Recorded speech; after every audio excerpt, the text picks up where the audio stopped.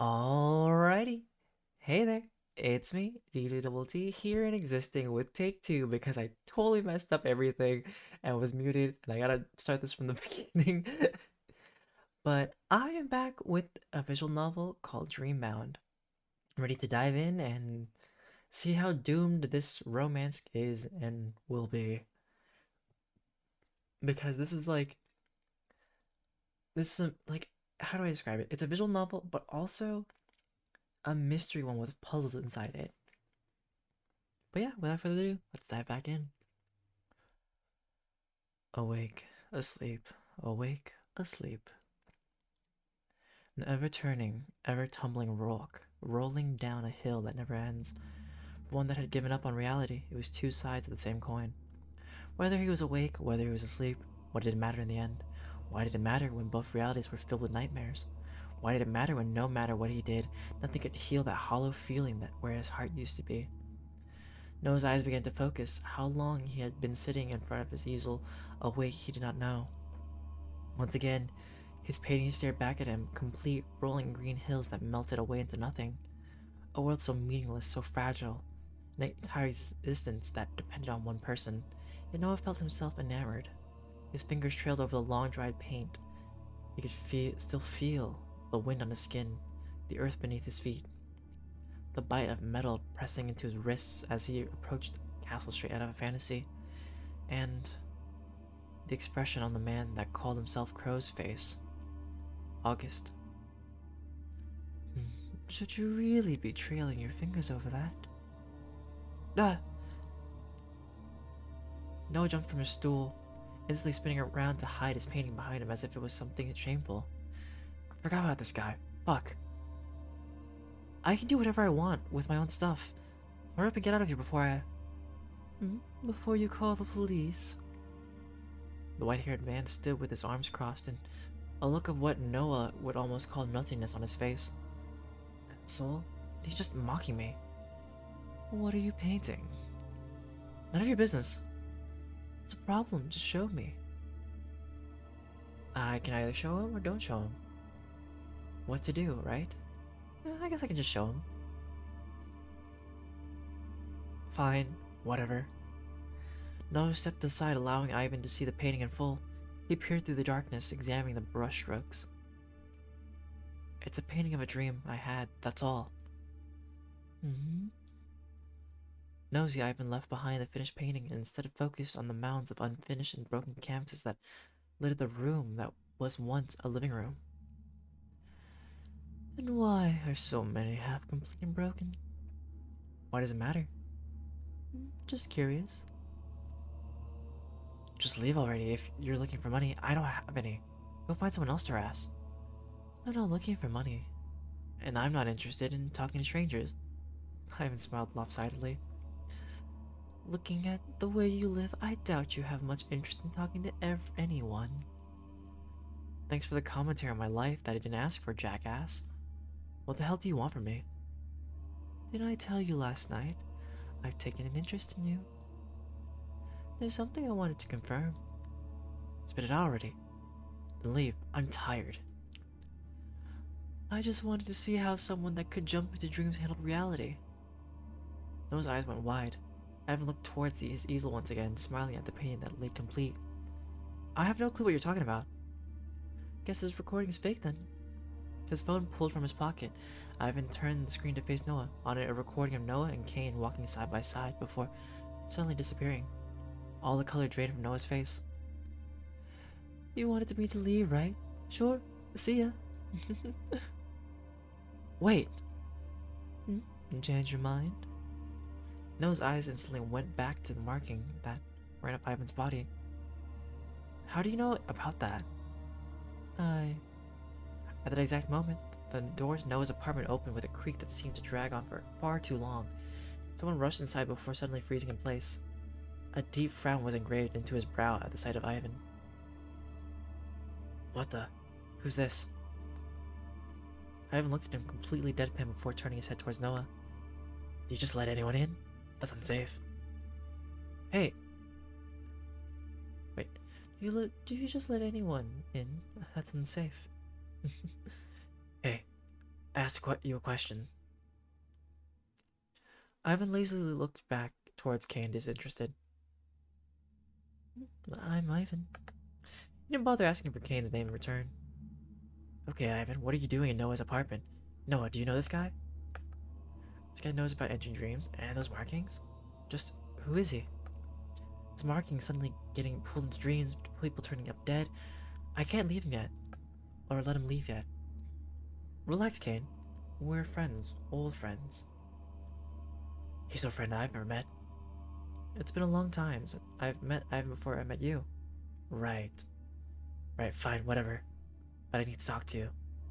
Kane side-eyed Ivan, who simply stood with his arms crossed over his chest, not moving. Be my guest? Alone. Kane caught Noah's arm and pulled him into the kitchen, a frown set into his brow.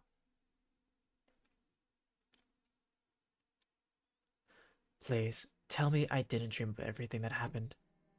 Wait, I mean, it was a dream, but was it real too? It was. This is insane. What's more insane was that we were forced in. I've never seen that happen before. Forced in? Something pulled us into that dream for some reason. You've been watching the news, right? About the people turning up dead. I think what's happening with the dreams might be connected to that.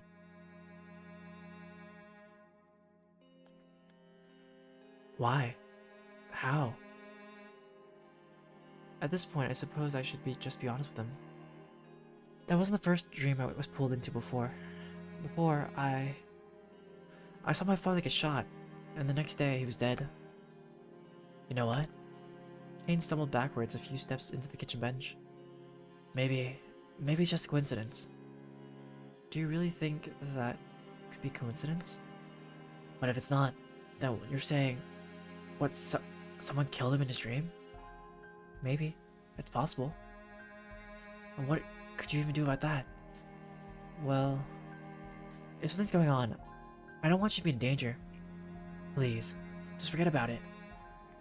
But for the first time in years, I can paint again.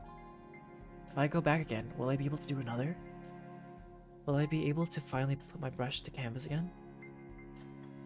Noah, your silence is beginning to frighten me. Noah's voice was barely a whisper, nothing more than a wisp. I finished 2 paintings. What?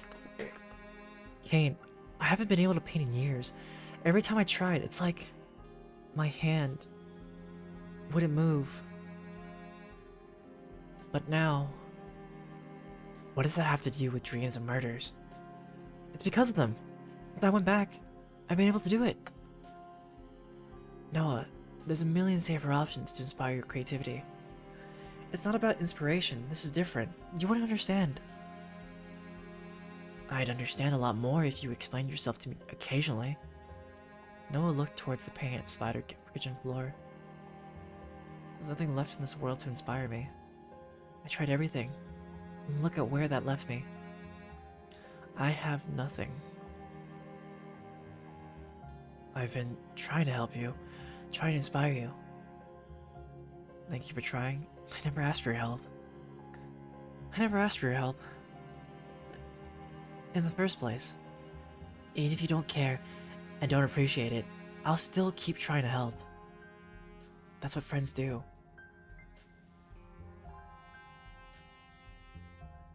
Kane shook his head before looking Noah in the eyes. I'm happy for you, Noah. Happy that you're getting back into caning. All I want is for you to be happy. Kane dragged his fingers over the kitchen counter before inspecting the layers of dust with a sigh. Let me help you get this place cleaned up. There's no need, I'm fine with it like this. It'll just get messy again anyway. Fine. There's something else I wanted to talk about anyway. Noah, about August. Noah's entire body froze up. Or Crow, or whatever he said his name was. What was that? I don't know. Noah, even I want to believe that was him, but August is dead. It couldn't have been. You don't know that. Kane jumped in surprise at Noah's furious tone. You don't know that. It could be him! Step, step, step. The sound of footsteps against dirty floorboards. Someone entered the kitchen.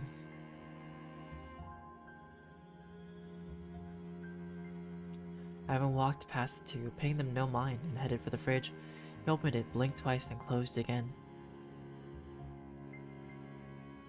Where's all the food? Can you not read the room a little? Why? What's there to read? We're having a private discussion here. Leave. I'm a guest here. It's not your house, so I don't have to do what you say. Not your house either. Have some respect. That's where you're wrong. We were just discussing about me moving in. Seems our friend Noah here has been looking for a roommate. That was the final straw. Kane took long strides towards Ivan and caught him by the collar, glaring down into his face. Kane? Who the hell do you think you are? Eagerly, something snapped within Ivan, who shoved him back, an annoyed expression on his face. Huh? You think you can lecture me? It's none of your business who I am.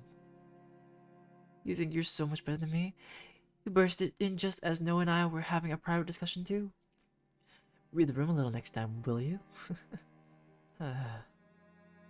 Look, I'm tired. I don't care if you two are going to fight, but go do it somewhere else. This guy obviously won't listen to me. No, tell him to leave already. You can't seriously be thinking about living together with him. No, I wasn't, but if that's what it takes. I think it would be better off if you left, Kane. You need to clear your head. We can talk later. Noah. Ivan stepped away from Kane, his hands up in the air as if in defeat. You should listen to him. Fine, if that's what you want. Stay safe, Noah, and don't do anything stupid. I'll come back tomorrow. No promises. Fine. See you later. The door shut behind him with a click. Silence stretched onwards and onwards until Noah finally spoke up. How do you know about the dream world? I'm hungry. I don't care. Answer my question. Too hungry to answer. Then go out and buy something to eat. I can't. Why? I don't have any money. So you're after my money after all. No disrespect, but you don't look like the type to have with any money yourself. It's not my job to feed you. And it's not my job to answer your questions. Noah turned and stormed out of the front door, with Ivan following along behind him. Life outside burned Noah's tired eyes. He tried desperately to shield himself from the brightness, but in the end, gave up, his hand hanging uselessly at his side. Behind him, Noah could hear quickly approaching footsteps, light and quick before a man with white hair appeared beside him. His face was blank, still blank and uninterested, as if nothing would ever be able to faze him. Noah only looked away for a moment and a disgruntled sigh escaped his lips. And the moment he looked back, Ivan bit into a ripe red apple. Where did you get that? Ivan waved back over his shoulder absentmindedly as if the question didn't interest him. Back there somewhere. You paid for that, right? Why does it matter? You can't just do that. Why not? Because you have to pay for it. You can't just take whatever you want. You still haven't given me a reason why. With a groan, Noah reached into his pocket and pulled out his wallet, inside a few coins and a credit card that was quickly running out of money. With a deep apology, Noah paid the roadside stall holder before catching up back up with Ivan, who had already finished his apple and thrown the cord down an alleyway. What do you care? No one saw me, and no one would have noticed it missing. I care because it's the right thing to do. Wait, I care because it's the wrong thing to do. Your morals are sure confusing. What's that supposed to mean? Ivan shrugged. You're the one happy for people to die as long as you can paint again, right? So you were eavesdropping. You talk loudly. Noah frowned in response, but Ivan spoke again before he could. Let's go in here. Why there? Ivan nodded towards an old diner. The kind of place that tried desperately to be cool, but everything they did came up as outdated. The tables were mostly empty. Ivan just shrugged and entered first, leaving Noah by himself on the sidewalk. What's going on? The few people that sat in the restaurant turned to look at the two as they came in. At first, Noah felt overly self-conscious, their gazes sticking to his skin like tar. Then he noticed that they had no interest in him. All of their eyes were focused on Ivan alone, probably because of how he's dressed. Ivan didn't pay them any mind. Without even blinking, he strode past, like a booth in the corner, far from both the door and any other people. He doesn't even care about all these people staring at him. If anyone could be described as marching to their own beat, this is the guy. Uncomfortable, Noah took the seat across from Ivan. Something wrong. Everyone's staring this way. And? Doesn't that make you uncomfortable? Let me tell you a secret. No one gives a shit about you, or me, or about anyone. In a minute, they'll all go back to what they were doing and forget I was ever here. I'll fade away like a memory from the distant past. Why would I care about someone's fleeting thoughts? Let's just eat. Why would I care about someone's fleeting thoughts? If only it was so easy for me to disregard. Noah opened up the menu unsurprised to see a page full of word art, stock images, and jokes years outdated. No wonder it's so empty. What's that? What's what? In your hand. The menu? I haven't opened it up, fronting at the words on the page. Is there a problem? No, I'm just giving me whatever you're having. Fine. Can I take your orders? Yeah. Noah cleared his throat awkwardly. When was the last time you'd ordered food at a menu? Or at a restaurant? At a menu. Can we just get a couple of, burgers? No problem, sweetheart. Anything to drink? And Noah's mind wandered back to his empty wallet. Just water, please. Coming right up. Bubbliness was at odds with the musty aged environment. You don't look like a stutterer. Are you used to talking to people? That's hilarious coming from someone with no social awareness. Do you ever actually leave your house? It's none of your business.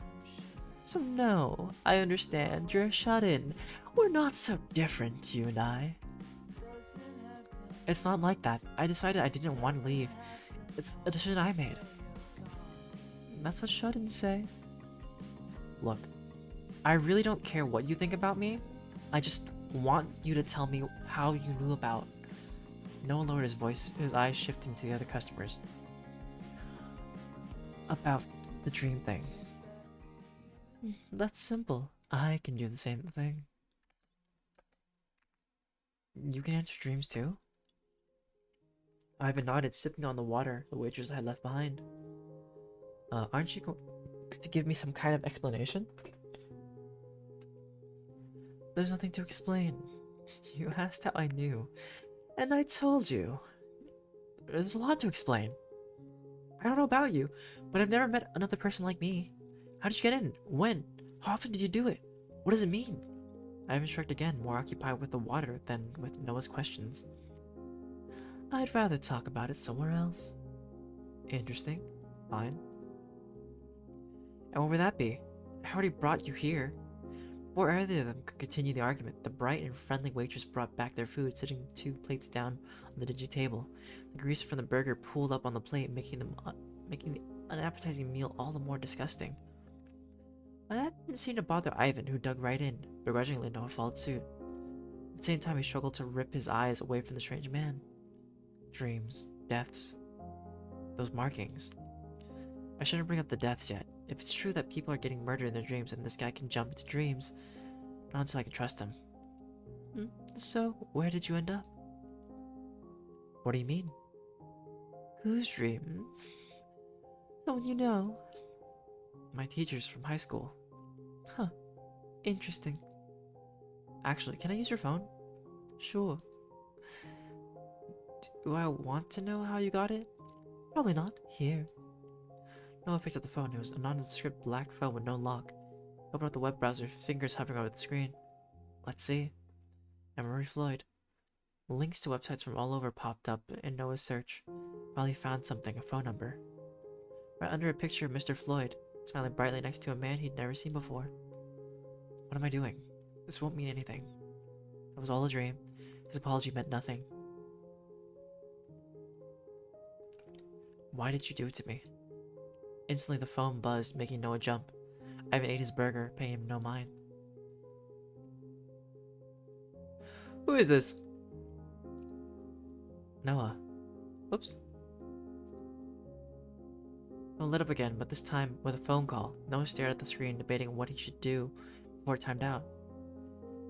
Can we meet up and talk? I can come to you, wherever you are. I don't want to meet up. It's a mistake, forget it. Please. Without the second thought, he slid the phone over the table, back towards Ivan, who had just finished eating. Can you please answer my questions now? Sure. With a lopsided smile, Ivan reached over the table and took Noah by the hand before he could question anything. Everything went black, and the world fell away into pieces. Are we in the dream world now? No matter how many times it happened, he'd never get used to it. He didn't want to, but somewhere deep down his mind, a crazy part of him had started to crave it. Noah only opened his eyes again when he fell onto something soft. And moments later, the wind was knocked out of his lungs as Ivan landed safely on top of him. What the hell are you doing?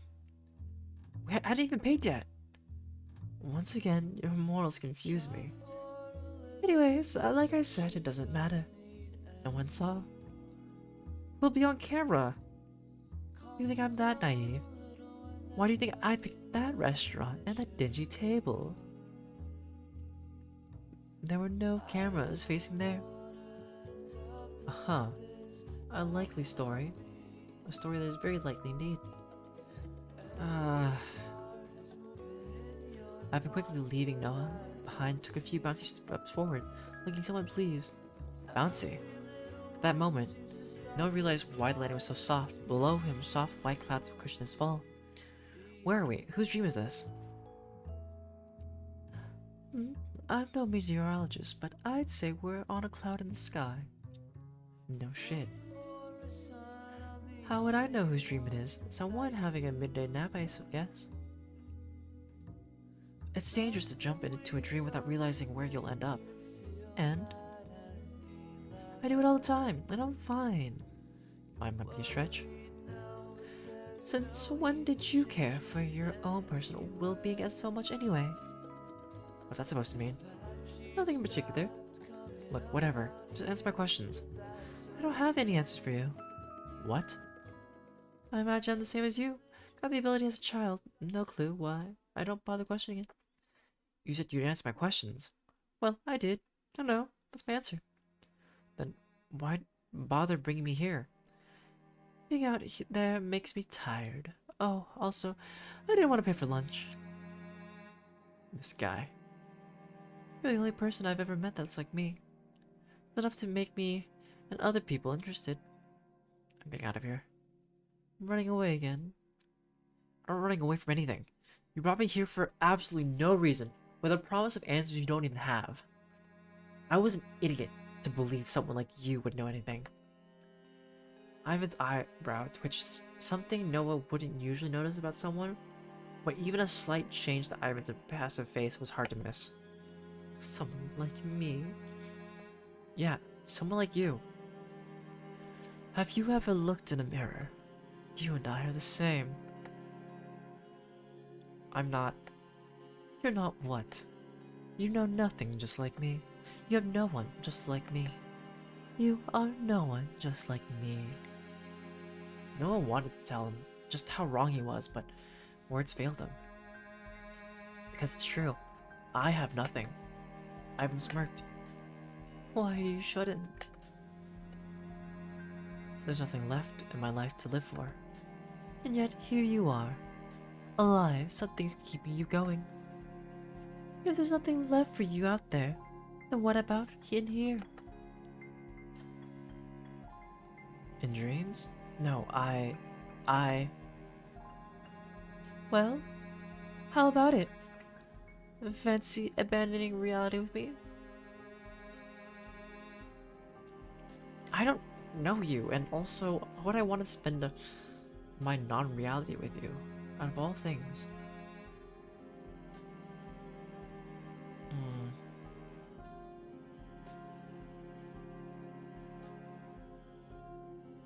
My choice says no. I don't know what you're talking about. Abandon reality? What's the alternative? If that's your response, then you're not ready for the answer. Right. Forget all that. Can I ask you something? And have an actual answer. Have an actual answer this time. Noah took Ivan's lack of response as a yes. Have you ever been pulled into a dream against your will? Pulled into a dream? Here's an eyebrow light slightly, as if the notion interested him. No, I don't think that's possible. It's happened to me twice in the past few days. Interesting. Not even a word, Ivan turned in his place and started walking quickly, finding his footing on the clouds. Noah, taking significantly longer to find his footing, raced after him. Where are you going? Hey! I thought we were talking. To look around. Why? What else would I do? Sit around twiddling my thumbs? Help yourself. Help yourself. With a nonchalant shrug, Ivan turned away from Noah and bounded over the clouds.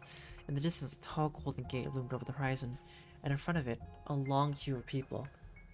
Noah couldn't help but notice the uncharacteristic smile on Ivan's face. It was the first time he looked like he was truly having fun. Side by side, Ivan led Noah through the crowd, pushing through the front, despite the glares and angry exclamations from those that had been already queued. Where exactly are we? At the front of the line, a man stood on the other side of the golden gate, a bored expression on his face. Then it clicked. This is meant to be heaven? I guess we're dead then. Except I doubt either of us would be going to heaven, so we're probably still alive after all. But if it was, would I see him? I wouldn't mind then. Hey, man behind the gate, open it. Papers. His voice was dry and uninterested. I don't have any. Open up the gate. No papers, no entry. Just open up the gate. The guard just tapped on a small golden sign that read, Papers required for entry. That's bullshit. Who needs papers to get into heaven? Wait. Why do you want to go in? We need to leave. What? Why would I want to leave? I can't just stay here forever. Why not? Are you insane? Seriously, we have to go.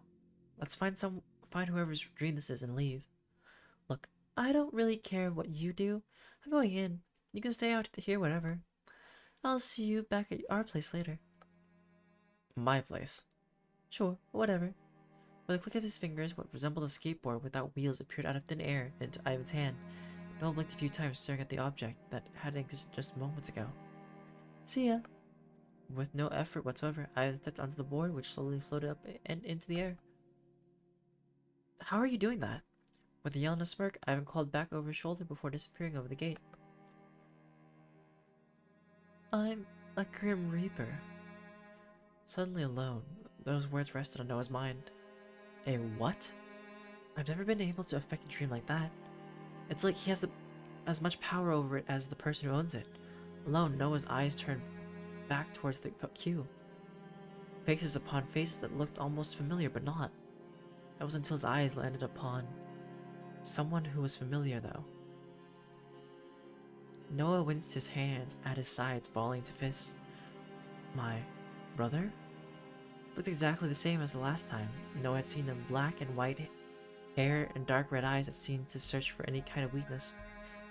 Anyone but him. There has to be someone else, some other way to leave. Noah's eyes scanned the air, desperately searching for something he knew didn't exist, when he suddenly froze. His breath caught in his throat. His fist relaxed and balled again, his nails digging into his palm. Blonde hair and green eyes, a calm demeanor, and a gentle smile, as he sat perched atop the golden gate. He waited and suddenly nothing else mattered. Maybe I'm dead after all. August. A word so simple to say in theory, but the sound caught in Noah's throat. Crow. A man named Crow dropped down from the gate, lay softly among the clouds. Somehow he seemed to fit in perfectly, as if he was an angel himself. Noah! I didn't expect to see you here. This must be fate. The last time we met was purposeful? Crow gave no answer to his question, instead electing to smile once more. Did you come here by yourself? I came with someone else. Someone else? He blinked a few times, obviously not expecting the answer. He left a little while ago, over the gate. I see. In an absent-minded fashion, Crow slowly inched closer to the edge of the clouds, staring out at the wide blue ocean of sky. A sight like this makes me want to float away in the clouds for the rest of eternity. A silence followed his statement. Noah's mind was racing. He stared at Crow's profile, unsure what to say. Do you feel the same? He scratched at the back of his neck, thinking, I think I'd get a little bored floating through the clouds for the rest of my life. The warm smile returned. Time to contemplate oneself is important too, even if it's not for eternity. You should try it. Contemplate oneself? He doesn't talk like August. Don't you think, instead of floating away in it, taking a picture would be better? Noah phrased his question simply, but for him, this question meant a lot. All of a sudden, a light and airy laugh escaped his lips. What a peculiar question. Right. Noah's shoulders sank. But now that you mention it, a photo would be nice. Then it would last forever. Who are you? I'm Crow. What's your real name? Crow. Please, August.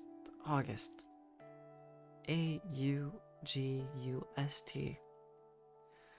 Noah shook his head, letting out an exhale at the same time. Fine. If you don't want to tell me, then you can keep your secret, but what are you doing here? I'm cloud watching.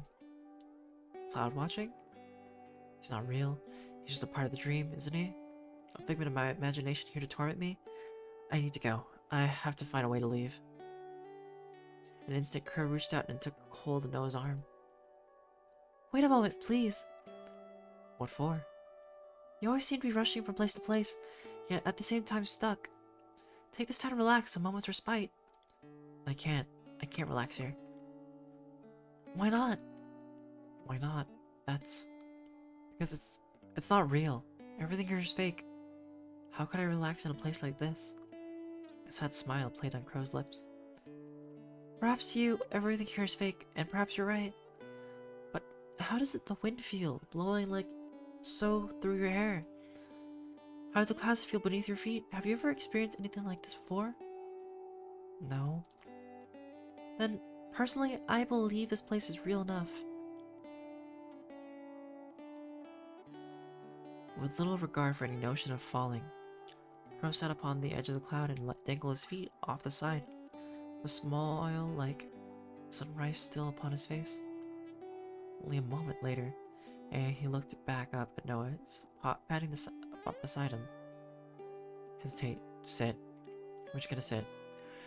Feely had little choice on top of the fact that the man named Crow looked like August. Noah sat down next to him. Peered over the edge, taking in the view. The world stretched onwards and outwards, much farther than the eye could see.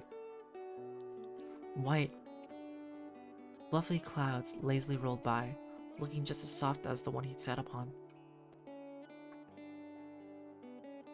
Whether you find this world to be real or not, there's so much to see, so much to experience, if you just open your eyes.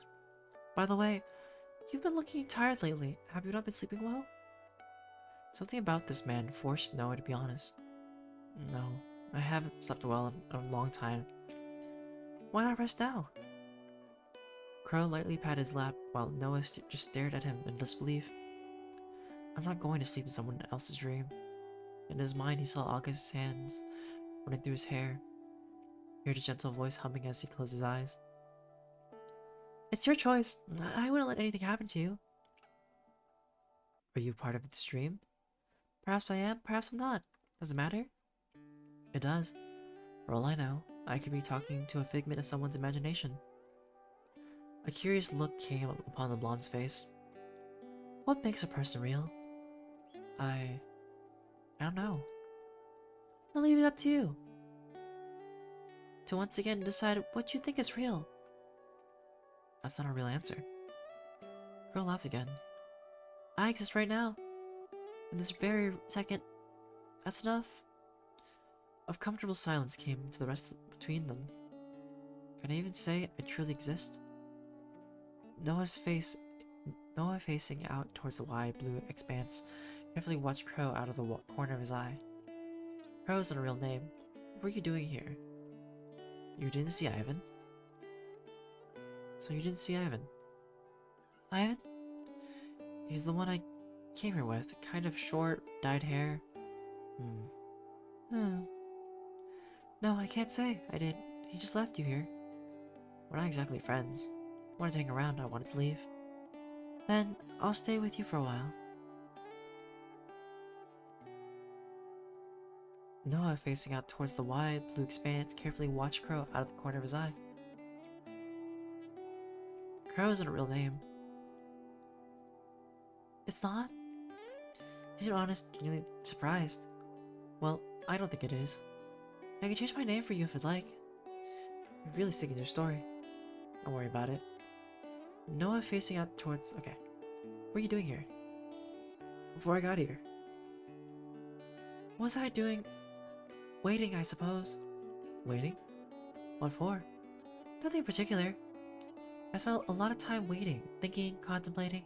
I can't even say how long I've been here for. Crow's hair gently swayed in the breeze. He seemed right at home here amongst the clouds. Can I ask you something else? Always. Have you heard of some kind of dark figure coming through dreams? Perhaps you mean the Reaper. The Reaper? A Grim Reaper? What is that? Just a nickname. Just a nickname I've heard whispered out here and there. I don't know much, but I heard where he travels, nightmares follow. People have been turning up dead back in the real world. I think I witnessed one of the murders here in a dream. Is that possible? Anything is possible. Everything's a non-answer with you. They talk about it on the news. They say the bodies are covered in these vine marks. The side effect that dreams have on the human body sometimes. Ivan. May I ask a question too? Go ahead. Why did you stop coming into dreams? What are you talking about? You used to spend so much time here. And now, hasn't it been years? How do you know that? Crow shrugged, another cryptic laugh escaping his lips. You want to know my honest answer? No matter where I go, I'm surrounded by darkness. But I thought that I could escape it here. And I was wrong. It's simple as that. There's no point in me being here. It doesn't change anything. Darkness. Lies, hate, it all breathes here. I think I understand. This world is a lonely one, and full to the brim of ugly truths, but if I may express my own thoughts on the matter, I wonder how different your real world is though. What? Before Noah had any chance to voice his thoughts, Crow jumped to his feet with a bright smile. With ease, he held out a hand to Noah, waiting for him to take it. Have you ever danced amidst the clouds, Noah? Of course not. Noah stared at the Crow's outreached hand. Take his hand, don't take his hand. Fine, take his hand. We'll do it. Noah couldn't say no. He couldn't hesitate or even think. What option was there when Crow's face looked like that? What is option? Well, their option was there when that smile made his heart hurt with nostalgia. Gently, Noah placed his hand on Crow's. Crow didn't hesitate. He easily pulled Noah to his feet and with that gentle smile, jumped from the clouds. What are you doing? The two free fell for what felt like an eternity, but soon enough their feet landed upon something else, a small cloud separate from the bigger mass. Crow pulled him close, easily spinning Noah along the surface. Just because I said I hadn't done it before doesn't mean I will want to do it now. Why not? Maybe you'll never have this chance again. Perhaps you and I will go our separate ways and never again cross paths. So why not enjoy a moment together? This isn't my idea of enjoyment. Let me go. Oh, let you go. Noah suddenly looked down. Wait. Okay, don't let me go here. That was his answer. Crow hummed a quiet tune. For some reason, Noah felt himself overwhelmed with homesickness. Homesickness for what? He wasn't quite sure. For a time and place that no longer existed. Perhaps memories of a morning math class, of blonde hair that he couldn't take his eyes away from. Memories of a quiet walk home where nothing needed to be said, but was said anyway. A mountain path, barely walked, but known so well regardless. Memories of longing, memories of regret. Memories that could no longer be. Quietly, Noah rested his forehead on Crow's shoulders. It's okay. It's fine if he's not real. At least I have this moment. His eyes felt hot as they threatened to make tears overflow. A feeling he hadn't felt in many years. When was the last time he felt anything? When was the last time he could cry? Even if he wanted to. Noah's hands grew tighter on Crow. At some point, Crow stopped moving and had become as still as a statue. Still, he didn't take his hands away. For those moments, he just held the man who was overcome with emotion for what he had lost. Neither spoke up for some time, neither needed to. But when he spoke again, that name finally escaped his lips. August. It hurts, doesn't it? The past. It weighs so heavily on your heart, on your shoulders. But you wouldn't have it any other way, would you?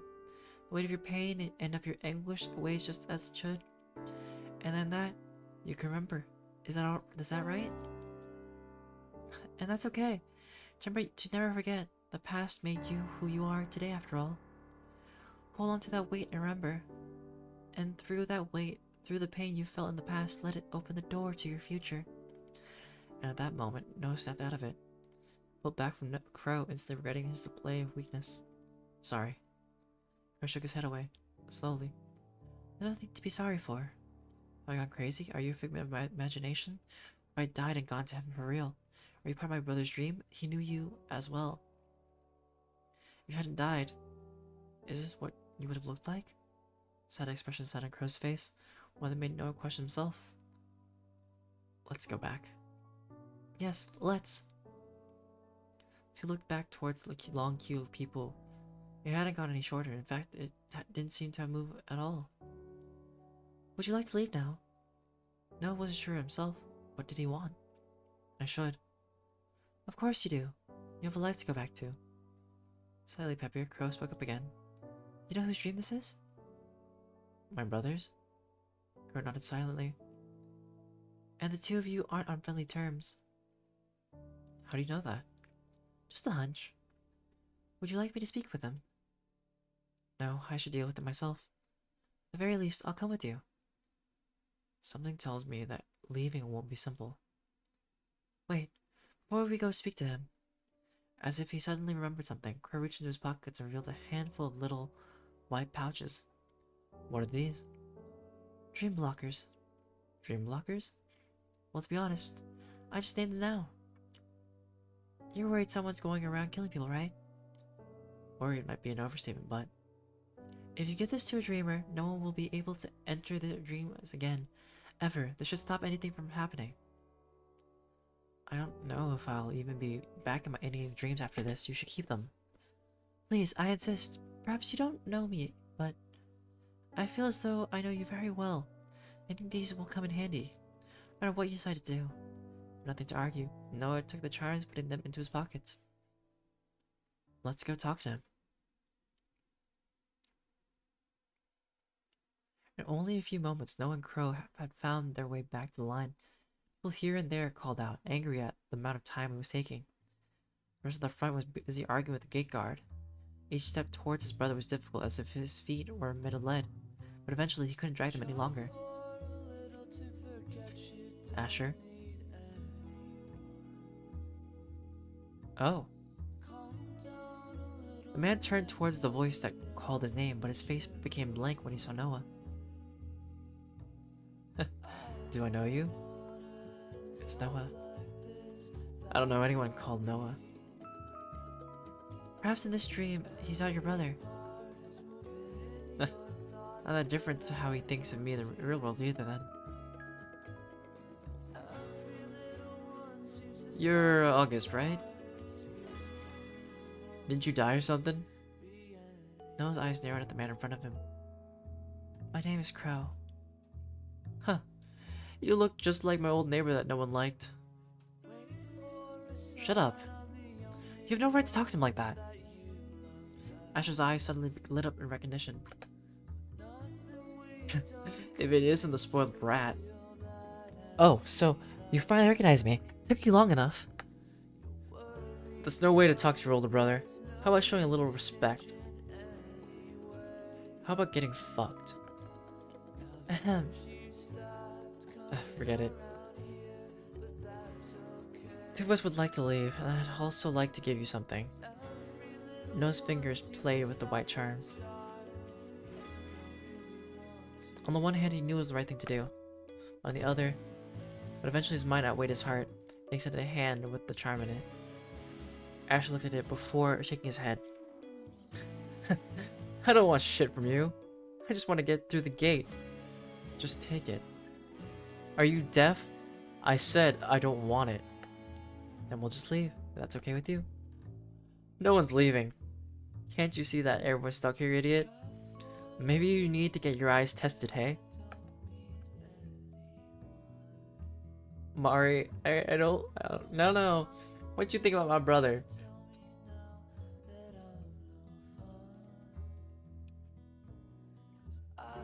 Well, what does Chad think about my brother, I guess?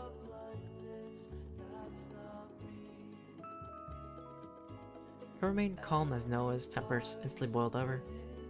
Fuck. So this is how it's gonna be. Nothing's ever easy. Shall I help you work this out? Yeah, so what do you want to go through here? Why the fuck would I be standing in this line otherwise? Let's get this damn line moving already then. Aha!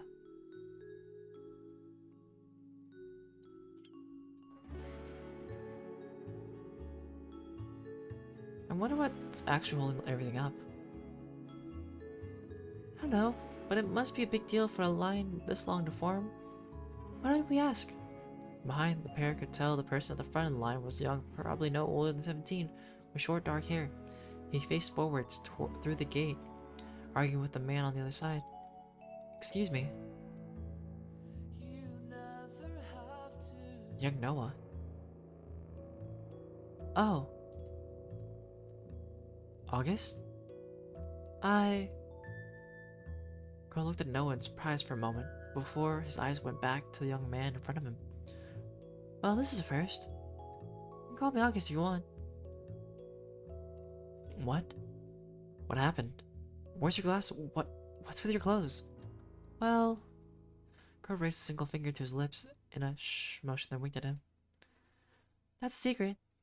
With only a simple action, the younger Noah's face was already beet red and he fidgeted with edges of his clothing. But as soon as his eyes hit Noah's, he frowned. What are you looking at? Huh? I didn't even say anything. Did I say you did? I said, what are you looking at, idiot? You little... Whoa. Let's not fight, okay? Noah. Yes? Huh? Your name is Noah too? How about you try using your eyes? Before he could finish the sentence, Crow pulled on Noah's sleeve, then put his lips to his ears and whispered, I don't think there's any point in telling him who you are. It would just be distressing for him. It's never real. I'm Noah. You are real, and he's not you. That was true. But you are not.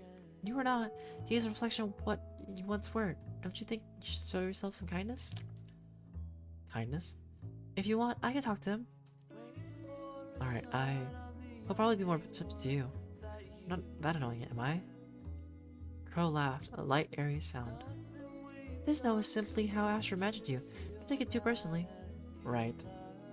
What are you two whispering about? August? We were just talking about how I wanted to do something to help you. For me? Will that be okay?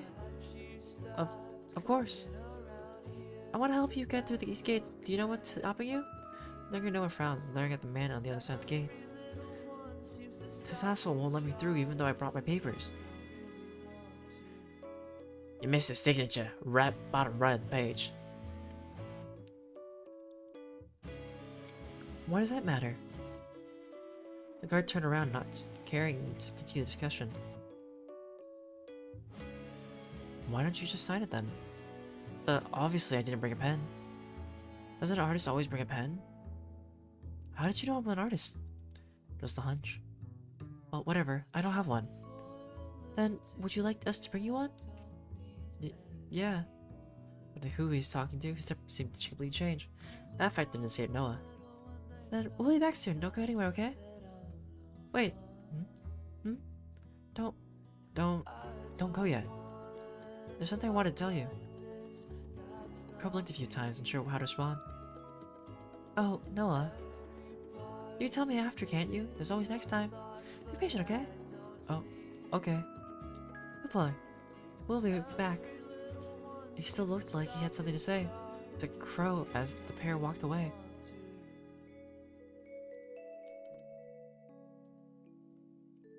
Something to tell you, huh?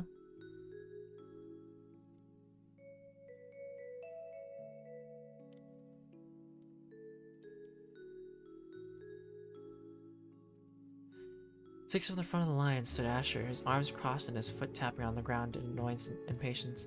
When he saw Noah and Crow approach him once again, he simply rolled his eyes and looked away. Excuse me, can we ask you a few questions? Piss off. Don't talk to him like that, asshole. Why not? I can do whatever I want.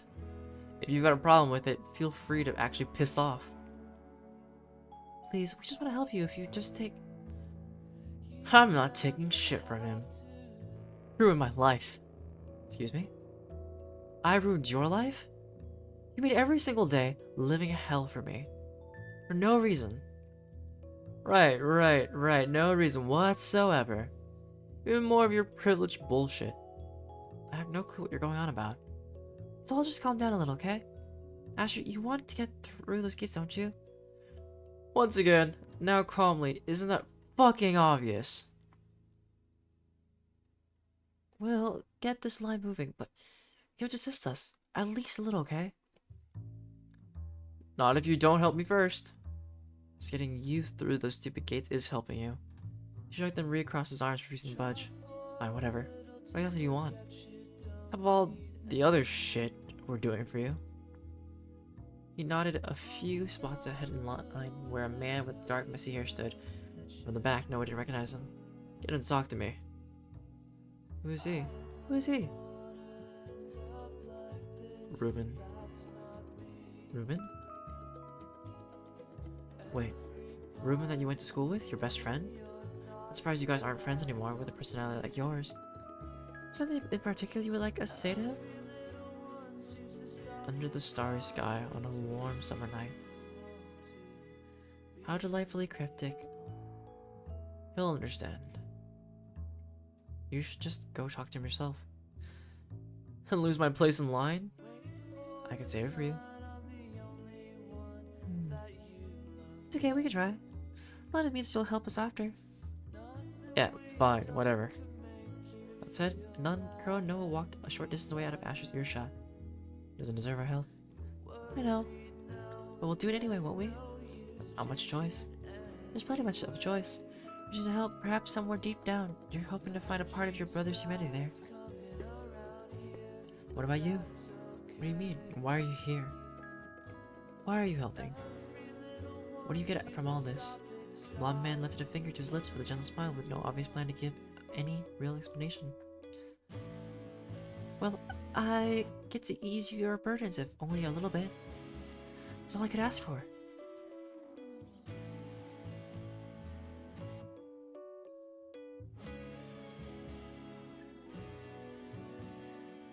young woman with long blonde hair stood directly in front of Asher.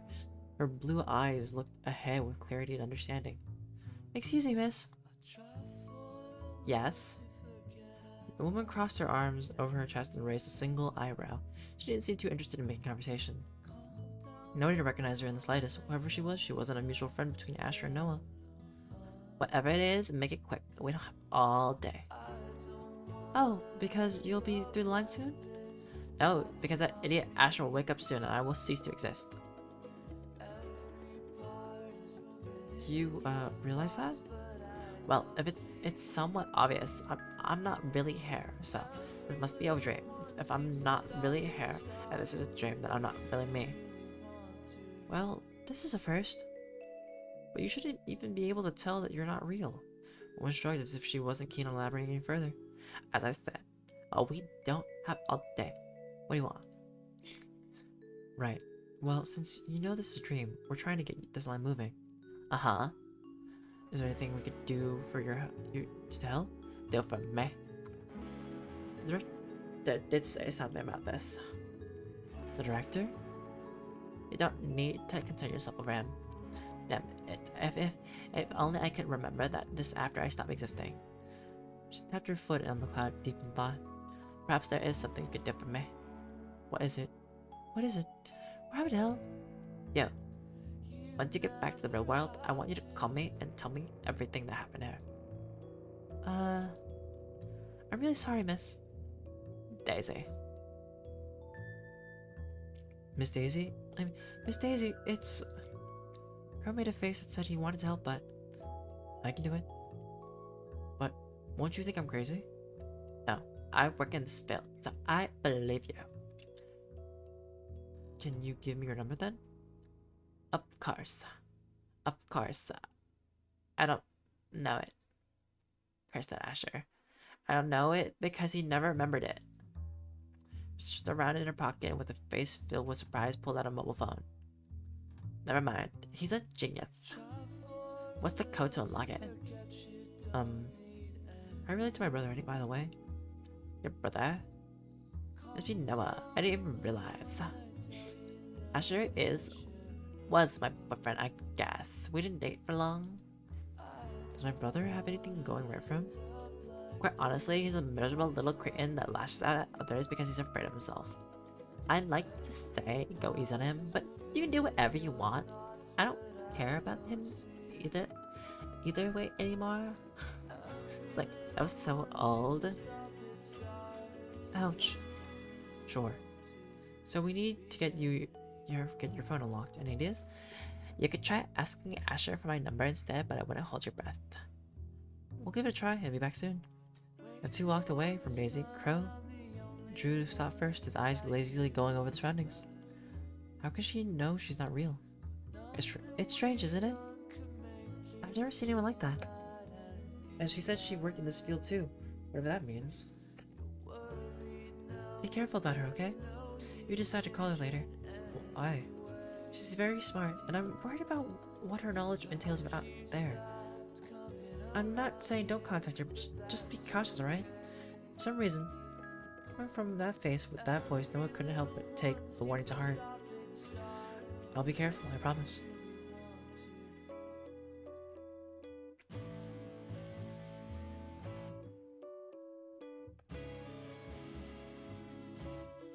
Oops.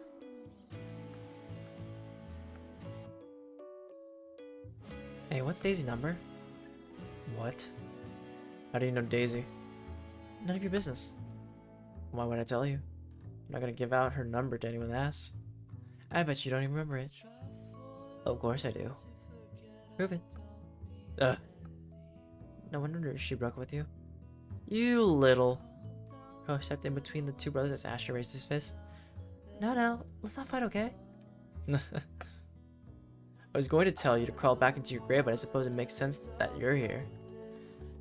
Asher grinned at Crow, who simply shook his head. You don't have to attack people when you yourself feel insecure. Whatever.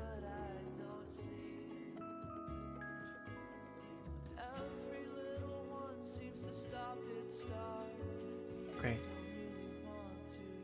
An old gentleman stood a few This from the front of the line, his hands casually in his pocket. It was a soft tune, airy and carefree. As Crow and Noah got closer, only then did they realize that he didn't have a very strong form. He was like a shadow with no defined features. Why is he like that? I suppose Asher didn't have that much attachment to him. It's the considerable mental power of the dreamer to create completely lifelike people, so sometimes people end up like this. I suppose it's not all that different to the real world. How many people do you pass on the street? Never to remember or think of again. Can we talk to him? We should be able to. Or excuse me. Shadowy man turned towards Noah, his whistling abruptly stopping. Hey, no cutting the line. We've all had to wait our fair share to do so. Oh, no, we're not trying to cut the line. If anything, we're here to help you get through that gate faster. Oh? That's mighty kind of you. You don't see many honest, principled young people like you two in this world anymore. Right. This is Noah and I'm Crow. I didn't get your name. Elijah. The name's Elijah. Well, Elijah, it's nice to meet you. What are you doing here? Man stopped and pondered the question for a moment. He didn't seem to know exactly why he was there. Huh. I don't know. I was on a call with my damn tenant who won't pay his goddamn rent. And then I was here. Your tenant? Young lad named Asher. Asher hasn't paid his rent? Doesn't sound like him. You know him? He's unfortunately my brother. Well, maybe you could remind him.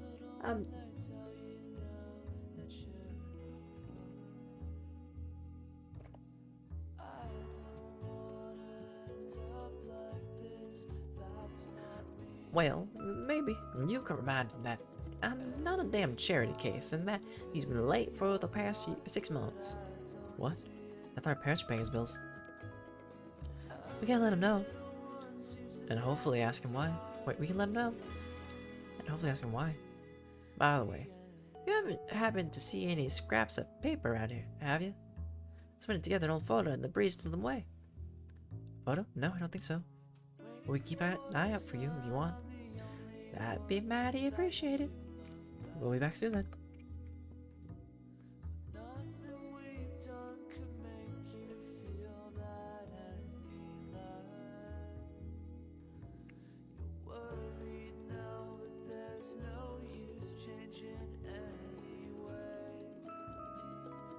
Is there any reason why you haven't been paying your rent? I have been. Really, your landlord says you haven't. Shit. He's here? Noah crossed his arms, waiting for an answer. Why is that any of your business? Money's tight, alright? Everyone goes through it. Thought mom and dad would have been paying it for you. Grin spread over Ash's face. How can you be so naive? As soon as you were in the picture, I was all but cut out. What? All they ever did was compare me to you.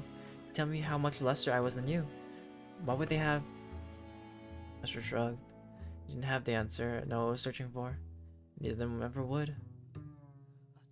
I'll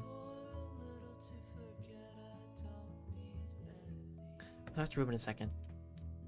Second from the front of the line, a woman in a dress suit and glasses let out a... She gazed at the man on the other side of the gate. Just like Elijah, her form seemed to be fluctuating. She went from barely visible to more solid, though her features weren't apparent. Excuse me, miss. Did you just call me miss? Professor Pearson. Professor Pearson, please, have some respect. God, this is gonna be fun, isn't it? Sure, my bad. Your bad what? Look, sorry, I think we got off on the wrong foot, Professor Pearson. At least your limited mental facilities let you remember my name. You told me 2 seconds ago. Is there something I can help you with? Actually, we were going to ask you the same thing. Me? Needing some assistance from others? Well, you're stuck here just like everyone else. Without any fault of my own, unlike some. She glared daggers at the person standing in front of her in line. What if we tell you that with your assistance we can get this line moving? I would say that you consider me a fool. No, really, that's what we're doing. The professor leaned forward, pushing her shadowy glasses further up her face. I feel like I recognize you. Are you one of my students? No, sorry. I don't think so. Well, a light bulb went off in Noah's mind. Wait, unless you mean Asher? He's my brother. Asher, yes, I remember him. Smart mind, yet with no dedication to put in simpler terms. He half-asses everything he does. But he's always been an overachiever. An overachiever? No, he failed my class. He what? Her voice seemed to falter for a moment before becoming softer. It was a great shame because his aptitude for learning was real. And why? She shrugged. I could only hypothesize on the mother. Perhaps he was a gifted child that rode that wave for so long that it dissipated, or perhaps he found himself too busy with other things to make time for studies. Either way, I couldn't have given him a passing grade, even if I wanted to. I see. That's all in the past. I tried to convince him to take the class again, but I believe he was too embarrassed to do so. Pride truly is a killer of mankind. But that is beside the point. Unless you can fix my entertainment issue, I don't believe there's anything you can do for me. Your entertainment issue? It is none of your concern. Go run along now. With her arms crossed over her chest, she almost seemed to put her nose up at the pair in distaste. Seeing that as a sign to take their leave, the pair put some distance between themselves and the professor. It seems we'll need to convince her to tell us what she needs help with. Any ideas? Well, she seemed like she liked my brother. Kind of, maybe. To be honest, I'm not sure if she likes anyone, but it's worth a try. If I can ask her about a study, that's sure to go down well.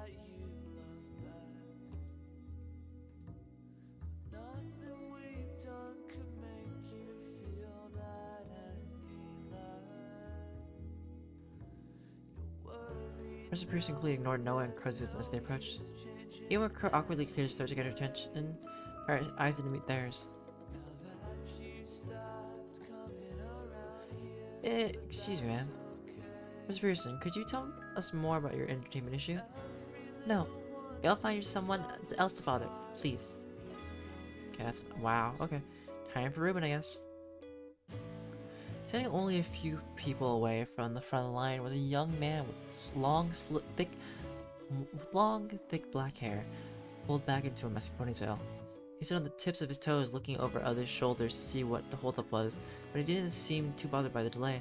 When he noticed that it wouldn't be moving anytime soon, he pulled a book out of what seemed like thin air and started to turn the pages, reading quietly. How studious, even in a place like this? It's Ruben. Well, a version of Ruben created by my brother's mind, at least. It's an interesting concept, isn't it? Here he's very much alive. He moves, he breathes, he thinks, but he's also alive in your world. Is that really living? You tell me. Do you feel like you truly live outside of the dreams either? Whether it's the real him or not, your brother still desires to make up with him, and he might have a way to get this line moving too. So let's try chatting to him for a bit, shall we? You know him very well? I can't say I recognize him at all. Kinda. Maybe was my brother's best friend. Didn't come over very much though. I don't think my parents liked him very much. Do they like anyone? Apologies, that's out of line. No, you're right. Were hateful, judgmental people, and no one was ever good enough for them. Not others, not me. Anyway, let's go talk to him. Slowly the pair crept across the fluffy clouds until they stood by Ruben's side, and when Noah cleared his throat to get the man's attention, he didn't look up from his book. Ruben? Finally his eyes left the page. Who are you? Noah. Noah. The light bulb seemed to light up within his mind. Asher's baby brother. Minus the baby part, yeah. You've gotten so big. I didn't recognize you. Aging seems to do that to you. Anyway, what are you doing here?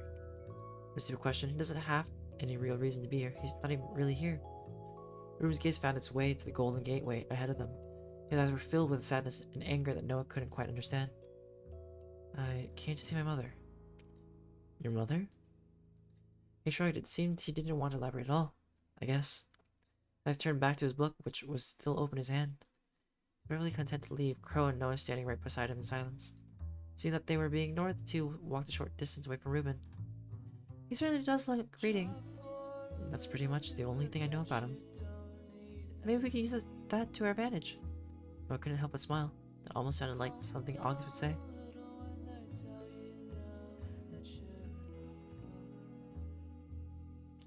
Another 30 pages since you last looked. Hey, Ruin. Yeah? He looked up from his book. What are you reading? He looked back at his book. Book? What's it about? I've never read a book before. It's about an orphan who leaves his town and channels his fate. That sounds fun. Do you read a lot? Ruben nodded, still busy reading. Are you studying literature at university? I think I remember you telling me you wanted to a long time ago. No, I just liked reading. I dropped out of school when I was 15. Was there a particular reason? To support my brother, I guess. It was only the two of us growing up. The least I could do was to help him achieve his goals. My brother would die before dropping out to support me. He did drop out, though. He what? He shrugged again, his eyes still following the words on the page in front of him. Ask about it if you want. I was asked to pass on a message to you. Finally, Ruben looked up from his book. What is it? It's from Asher. Though the man up until now had been relatively emotionally free, that name seemed to make him glance off to the side. What do you want? He said. Frick.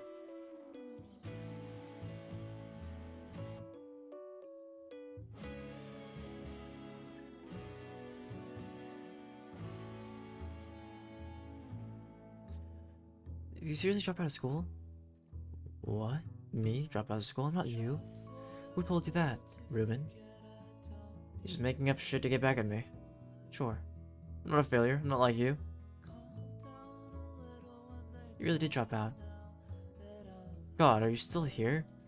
Fortunately, trust me, I don't want to be here any more than you want me to be here. Then hurry up back to your whatever it is that you do. Doodling? What's wrong with doodling? Nothing, I guess. Ash looked aside and let out a deep puff. I spoke to someone, a certain professor. This day just gets worse and worse. You failed your class. That makes me feel like you did drop out. Alright, fine. Whatever, yeah, I dropped out. Who cares? Are you happy now? Why would that make me happy? You're telling me you're not happy to see people you hate failing. For some reason I'm not. She wants you to retake the class. Just so she can fail me again? Fuck no. No, she really wants you to. I think she believes in you. Funny joke. What happened? I don't know. Like you, who could turn up to any class and excel, I had to work my ass off to get good grades. Tinged with jealousy. Studying day and night, trying to keep the appearance that it was effortless. And suddenly I was cut off. I was working 3 part-time jobs and I didn't have the time. I couldn't keep up. Could have asked for help, I'm sure. No. I wanted to prove I could do it alone. And I saw you excelling in everything with time for your art, for your friends, and it made you angry. It made me want to see you suffer. Ouch. And that just hurt Ruben. Family is important to him, you know. So I am friendless, girlfriendless, dropped out of school, and I couldn't pay rent. Now dealing with 2 goddamn funerals. I don't know what to say. There's nothing you can say. This is just my life. I'll deal with it. I should come clear my room out. Saves me dealing with all your shit. Asher offered a weak smile, which no one returned.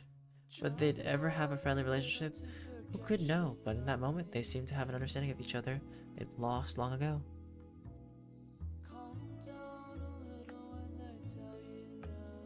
Under the starry sky on a warm summer night. Okay.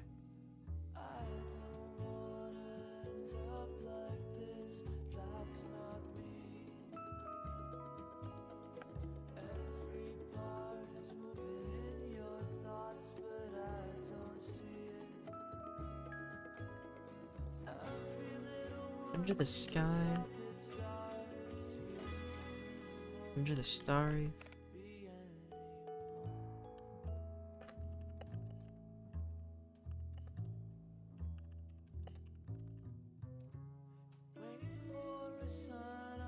Under the starry sky on a warm summer night. Does he think that would make everything better? I guess knowing him, he would. Fine, tell him I'll go talk to him soon. What did you fight about? Rumor looked no in the eye.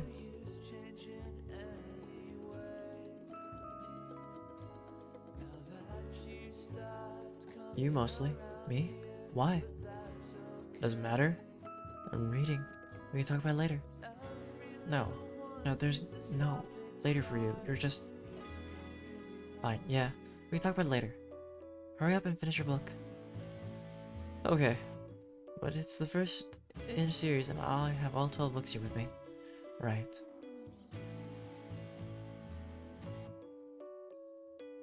I stroked at the back of his head, of his neck, as Noah approached.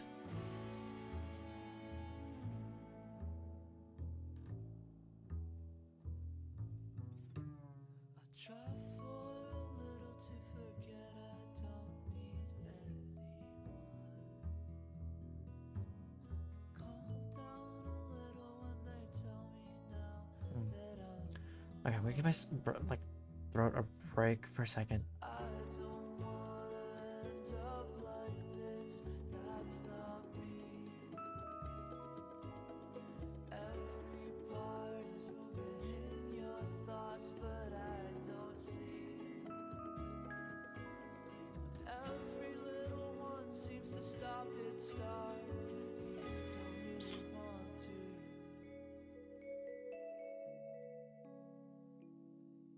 He seemed as if he wanted to say something, yet he kept his mouth closed. Dr. Rubin. What do you say? For once, Asher seemed both frantic and sad. It wasn't at all how Noah imagined his brother. You said he'd come and talk to you later. Good, good. So what'd you do? It's none of your business. If you're making me your errand boy, it's my business. I was an asshole to him about all the things he finds most important. No, you? An asshole? That doesn't sound like you at all. Walk off. I'm not telling you shit. But you will help up now that... Help us now that we helped you, right? Yeah, fine, whatever. Here, take this. Have a piece of paper? Wow, thanks. How about you? Use your eyes. I thought big art hotshots were good at taking that kind of stuff. Big art hotshots? Oh, art. Give me a break, as if I could have become anything in the art world with you around. With me around? What, so it's my fault your little boyfriend died? Shut up. Don't you dare talk about him. But don't act like I'm the reason you ended up all effed up. I hate you. I hate you so much. Feelings mutual. I never did anything to you. You had every opportunity I never had. You were passed everything on a silver platter and you never appreciated it. You studied whatever you wanted, you were bought anything and everything you needed. You were given everything. How are you any different? Work it out yourself, I'm done. You... Noah. Herb put his hand over Noah's. The act instantly called the man's mind. Fine.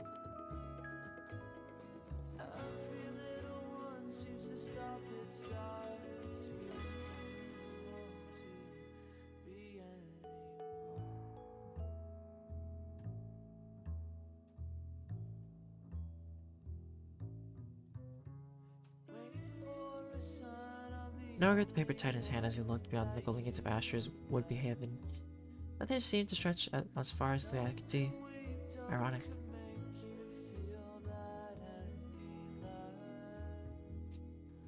Huh.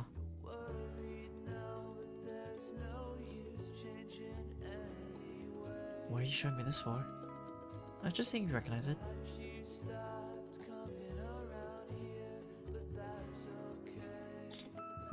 You were so cute when you were younger. You cute? Huh.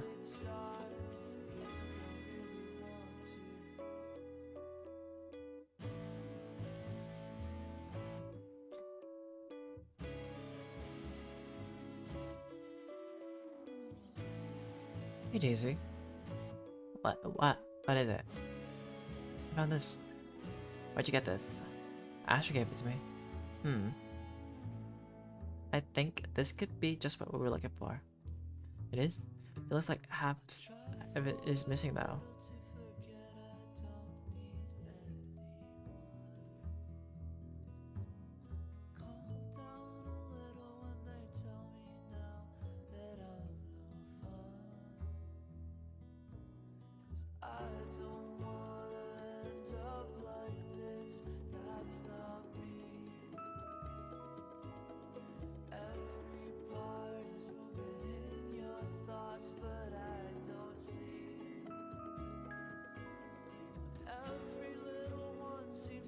Mr. Dasher, I told him you should redo your class.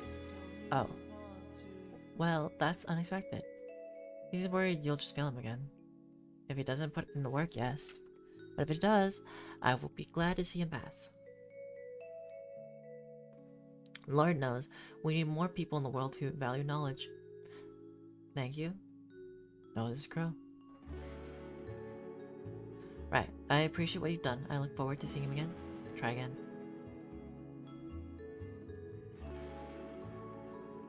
Yeah, so... Yes. You're persistent enough, fine. There's something you can help me with. I won't waste your time with a lengthy explanation. My father was a prolific writer, and before he passed, left me a book of his personal works.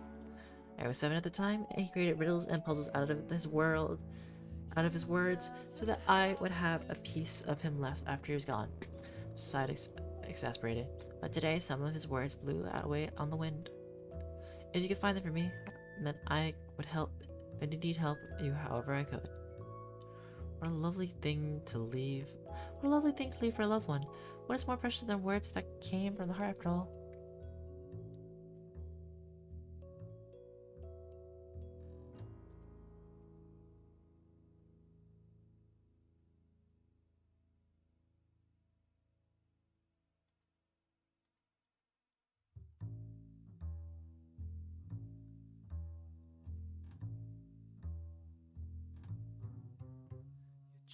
Hmm.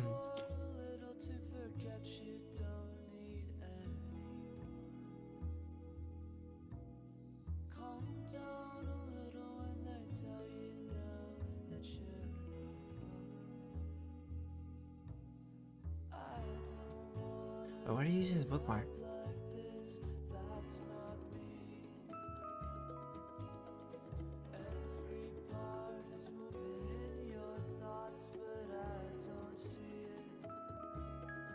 Aha!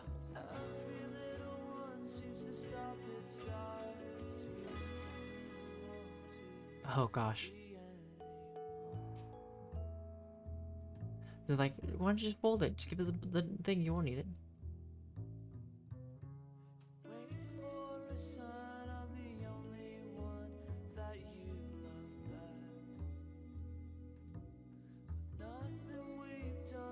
You do? Always been a good kid?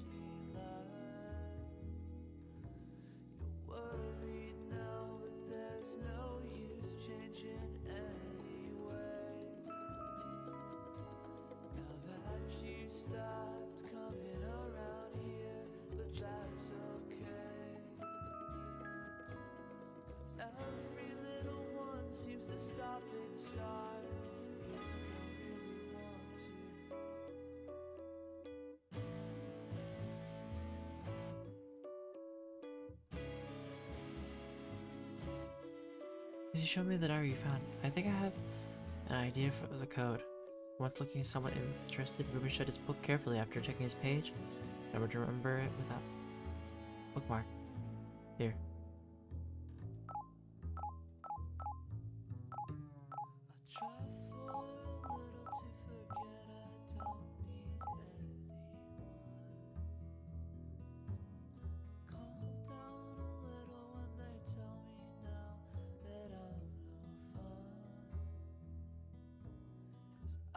Can I ask you a question? Yeah, but you can, but doesn't mean I'll answer. Wanted to tell it you, eh? Oh.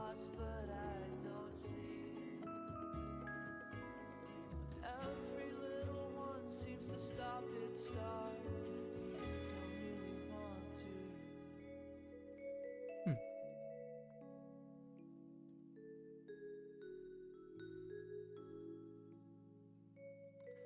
It is, eh? This is what I used to figure out your phone lock code.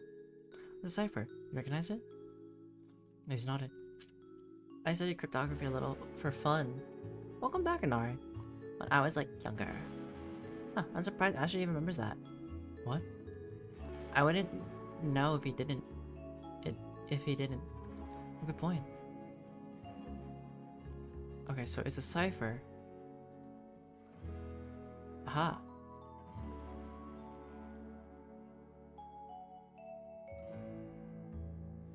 Wait, cipher +5?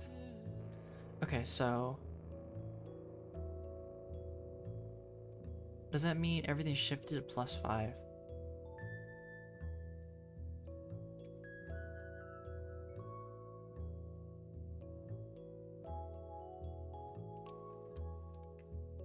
Okay.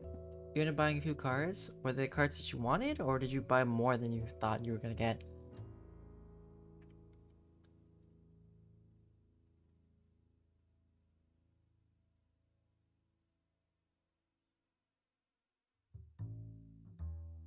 Okay, so if this is +5, right?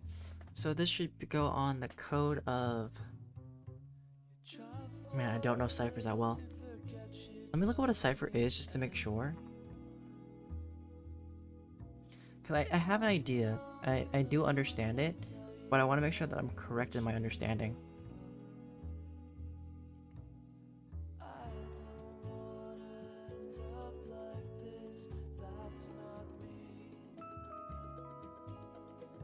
Okay, yeah.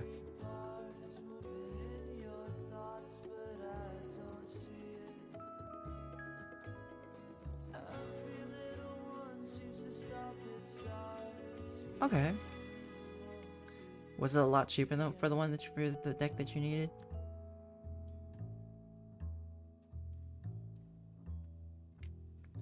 All right.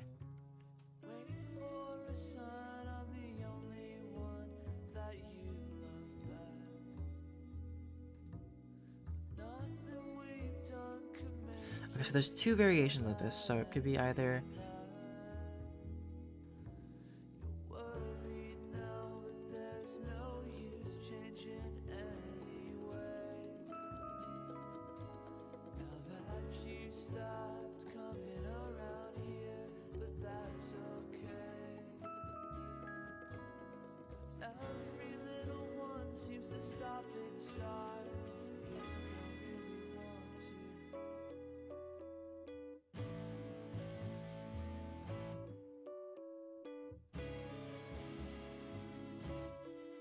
Yeah, so then it...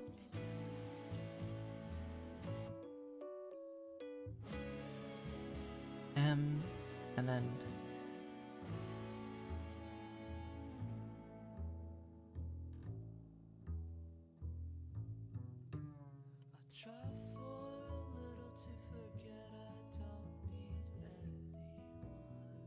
Wait, did I mess this up? Okay, so Z, A, B, C, D, okay.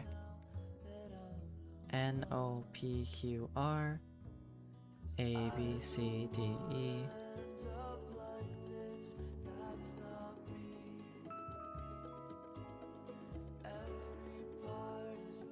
It's gonna spell Dreambound, isn't it? Right? No. Dream. Okay. X, Y, Z, A, B. I really think it's just spelled Dreambound. K, L, L, F, K. Okay.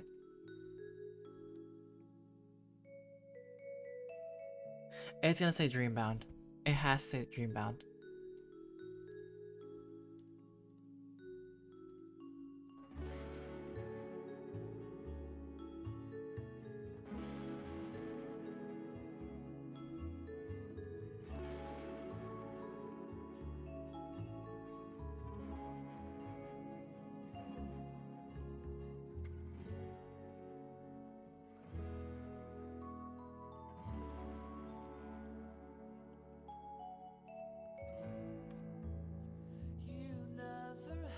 Got it.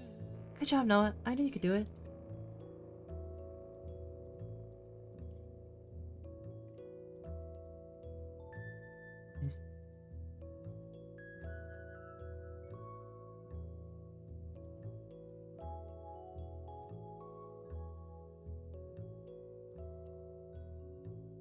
Hmm. Red, red, green, yellow. No clue. Maybe it'll come in useful. Red, red, green, yellow. Got it.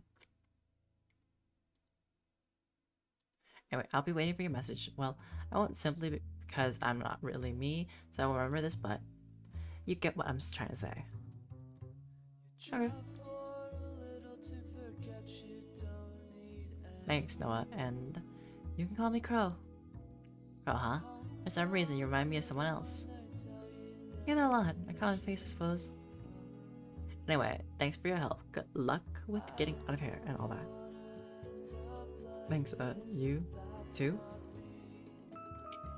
Crow was the first to turn away, Noah quickly following after him. His gaze was lost, his eyes empty as his hand reached up to clutch over where his heart was. Strange.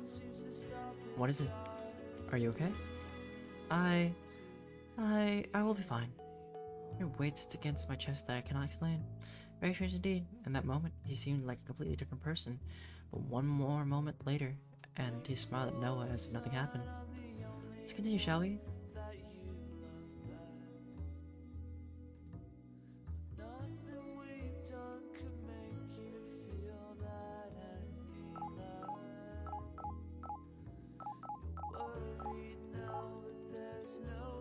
And with a click, the lock fell open. Ruben looked at it in shock for a moment, as if he hadn't really expected it to open. Why don't you open it? Seemingly apprehensive, he slowly opened the cover, facing it away from the roof. His eyes went wide for a moment before the surprise fell from his face. It's empty. Of course it is. I don't know what I expected. What's that between the pages? Some ripped up photo. Here. Ruben held it out to Noah. Are you sure? It could be from your mother, though. It's odd. She wouldn't have left me anything. Please take it. Noah took the pieces carefully in his hand, and Ruben turned back to his book. Thanks, Noah. No problem. Hey, do you still live back home? Doubt I'll ever leave that town. I see. It's me nothing. It's not even him. If I'm ever back there, you can visit if you want. Thanks, I'll take you up on that. Ruben gave a rare smile as Noah and Crow turned away from him, the photo pieces still in hand. Ruben is a kind person. Yeah. How he ever put up with my brother, I'll never know. Will you go see him? Maybe if I'm ever back. Crow smiled and his face lit up like the sun. Glad to hear it.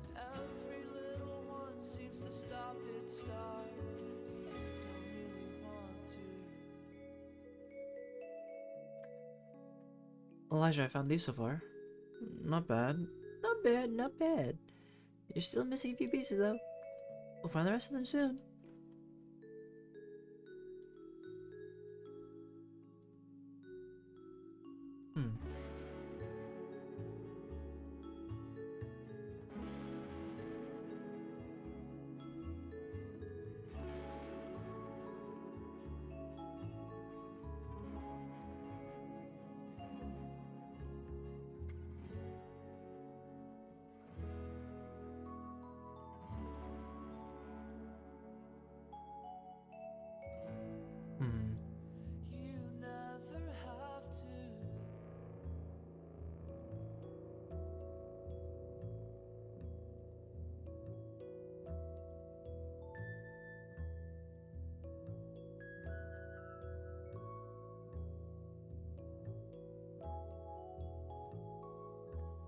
You have any what? Did you collect the trash? Ah.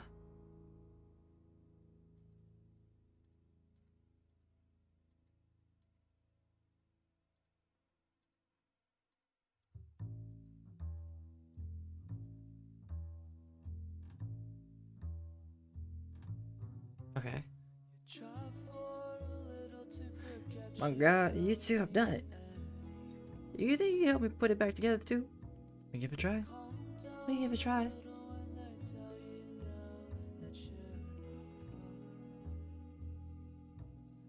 I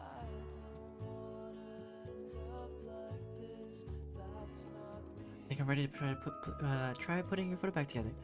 He looked at Noah and Crow, his expectations plain on his face. Corner piece? Corner piece?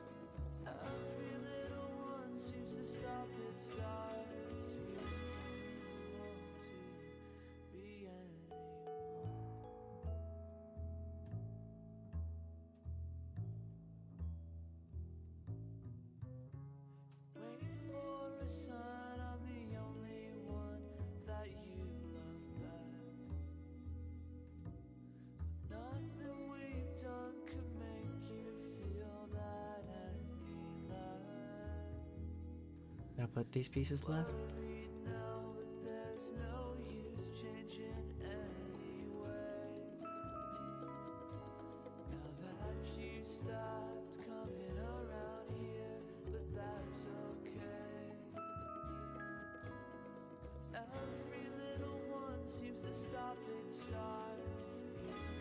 I wonder how perfectly I have to put this together, because, like,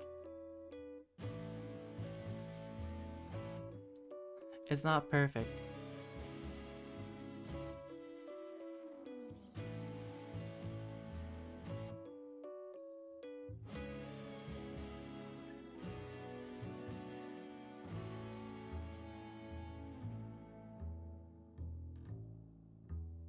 Well, you've only gone and done it. Though this form was difficult to see. Even no one could tell Elijah's face was graced with a wide, deep smile. You two really don't know how much this means to me. Wait, this is a little old town in the mountains when I first met my wife. What year was that? Elijah lifted his hand to his chin, stroking a beard that neither other man could see. 1975, 1976. Ah, I remember now. Boy, time really does get away from you. You two should appreciate the time you have with each other, you understand? Yeah, I do appreciate it. Anyway, I should write down the date. You have a pen? Of course. How else would I be getting inside? We borrow it just for a minute? Well, tell you what, if you can bring me some tape to keep this thing together and stop it from blowing away off again, then you can have it. Looks like a fair deal to me. We'll still find tape in heaven. As Crow and Noah turned away, something crumbled fell to the clouds below. Looked down to pick it up. Look, you're already dropping it. Looked down at the crumpled note. On it, letters were scrawled and scribbled wild strokes. Don't interfere, or your friend will disappear just like the last. Noah's heart sunk into his stomach as his stared at the words before him. That itself was almost like a canvas, like the finest painting. Just a few words transported him back in time to a loss so great he could still feel it now, and brought that pain forward tenfold. Are you okay down there, Noah? Noah looked back up at Crow's smiling face. He truly smiled. He truly seemed without a worry in the world. And for some reason, that was exactly what Noah wanted to protect. Nothing, just some trash. Tucked it in his pocket and stood back up, smiling lightly at Crow despite the pain. There's something else back on the back here. In the realm of slumber, where does mind take flight? Adrift in a world of wonder, a dream of pure delight. What the? Who put that there? Actually, can we borrow that back for a moment? I believe it may come in handy. Well, you did help me. Fine, here. I should hold out a corner of the photo, and Noah retook it in his hand. Indeed, on the back was a strange poetic sentence. Is it that bad of a price, Inari?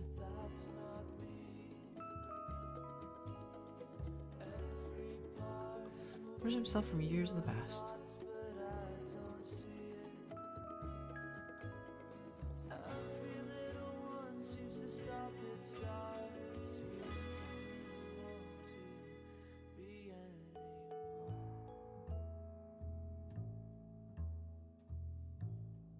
Where's Asher then?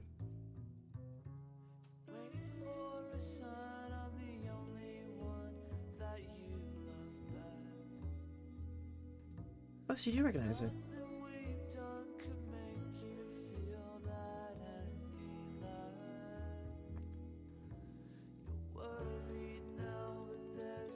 Okay. Oh, okay.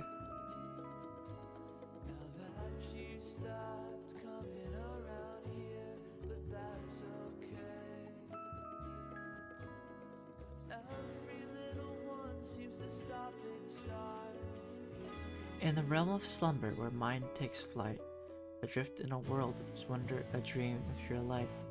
So what, am I supposed to just find the words? Slumber. Oh, I'm just doing a word search. Oh, that's fun. Okay. Dream. Light. And if you're wondering why I'm doing this quickly, I used to be very, very good at like word searches. uh, like I would have a booklet as a kid. Not because I was a nerd or anything, but like I just found them fun.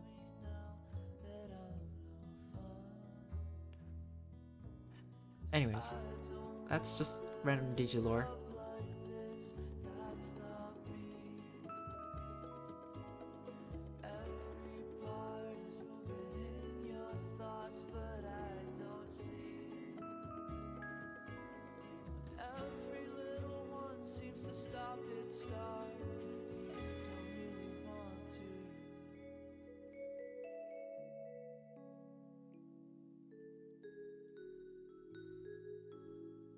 Oh, tape.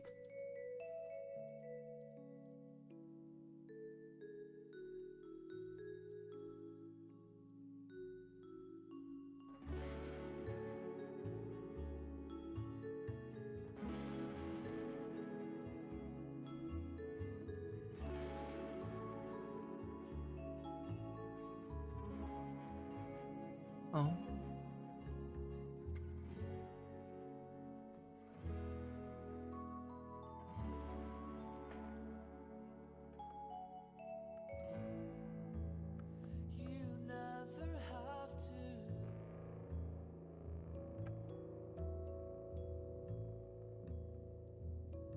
and I'm a full-time artist? Well, yeah, actually. Awesome. Metro hopes up. With careful movements, he finished signing his papers and handed them over to the man behind the gates, who read over them before briefly nodding and opening the gates. The metal didn't whine or grate. It opened noiselessly, and the young Noah turned back towards Crow with a smile before walking through. I'll be someone worth you in the future, I promise. My little Noah, you've always been worth the world and then some. Good luck.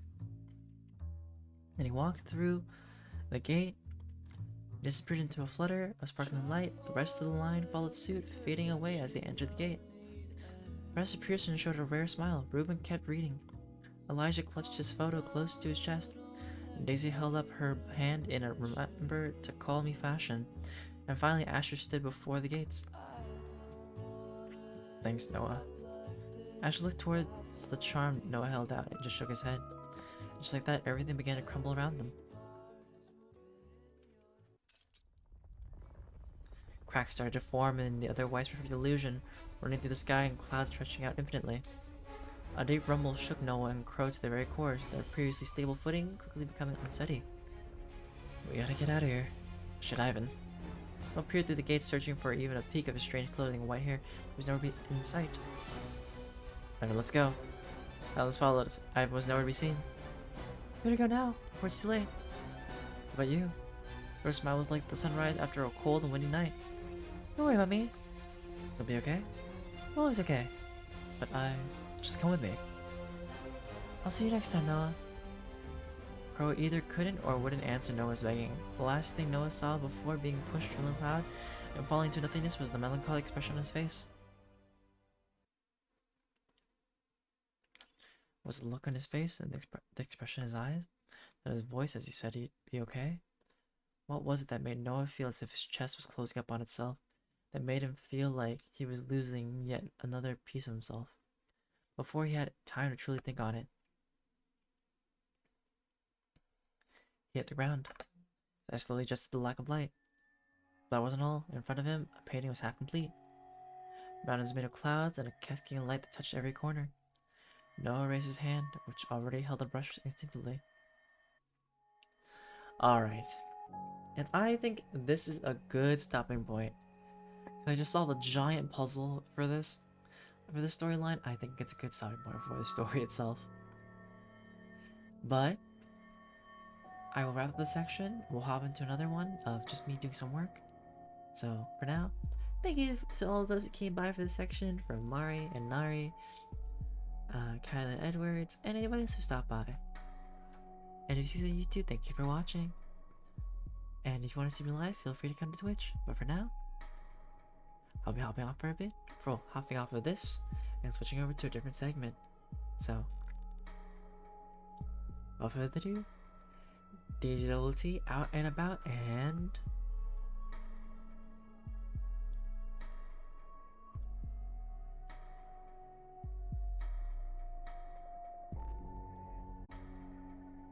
Be right back.